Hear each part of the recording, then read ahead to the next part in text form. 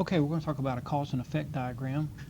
Just spend a couple minutes explaining what it is, and then we're going to try to go through a quick tutorial so that you'll be able to create one for yourself. Cause and effect diagram is really just a simple tool to help make sure that when we're brainstorming, we get a balanced list of ideas, that we don't just get focused on one area or one type of cause for an effect.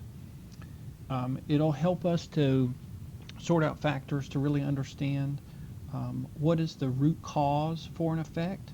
Often you see these cause and effect diagrams used for a negative effect, like some kind of failure, and people are trying to get an idea of what caused the failure. But we can also use the cause and effect diagram for an effect that was a good effect, some kind of success, and I'll show you an example of one of those.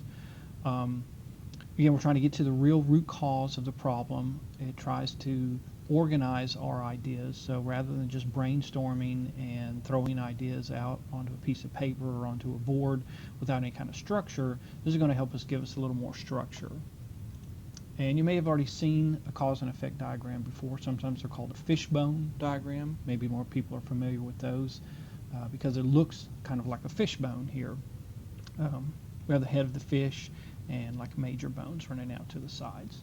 So let's see if we can get started and actually complete one of these. Okay, we're going to try to do a cause and effect diagram in Excel, and you can do them in Word, you can create them in PowerPoint, really anything that you can draw with. There's some tools like Visio, which might help make them, but if you're just not going to do a whole lot of cause and effect diagrams, just want a real simple way, then Excel is a good starting point. So first thing I want to do with an Excel spreadsheet is I want to blank out all these grid lines that we have. So I'm going to turn the grid lines off. And the next thing I want to do is start drawing the structure to this fishbone.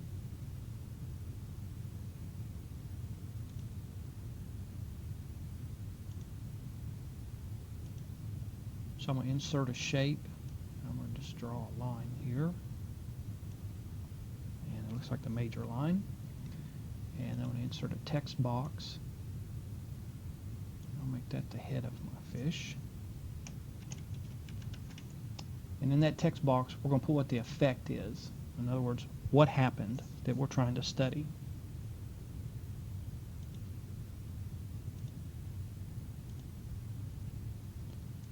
And we'll draw a few lines here.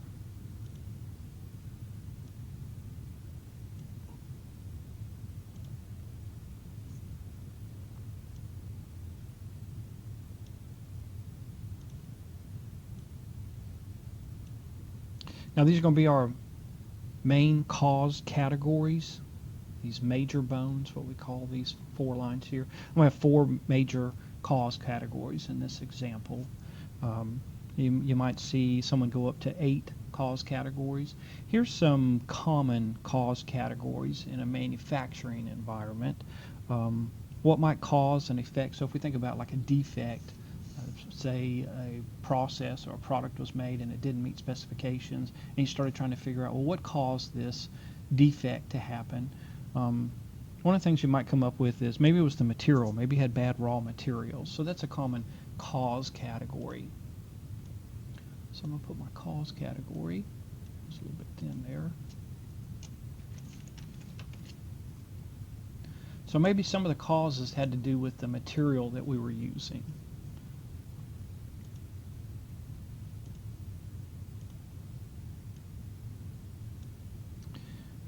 Maybe some of the causes had to do with the people that were actually performing the process.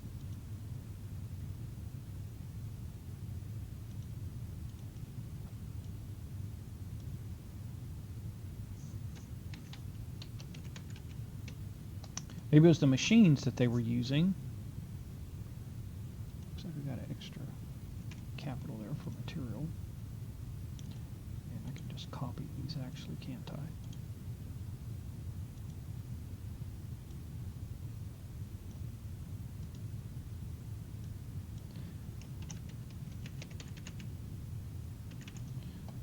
And maybe it was the environment. Maybe it was something about the facility itself, the temperature or the humidity or things like that that might have caused that defect. And again, these are the major cause categories. So when we start brainstorming, we brainstorm in terms of what kinds of material issues may have caused this defect or this bad component. And when we start listing the individual causes, we're going to do a similar type of format. We're just going to draw a line off of the major effect.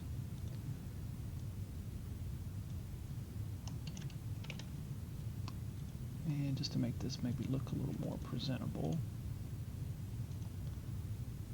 I'm going to put no fill and no line color.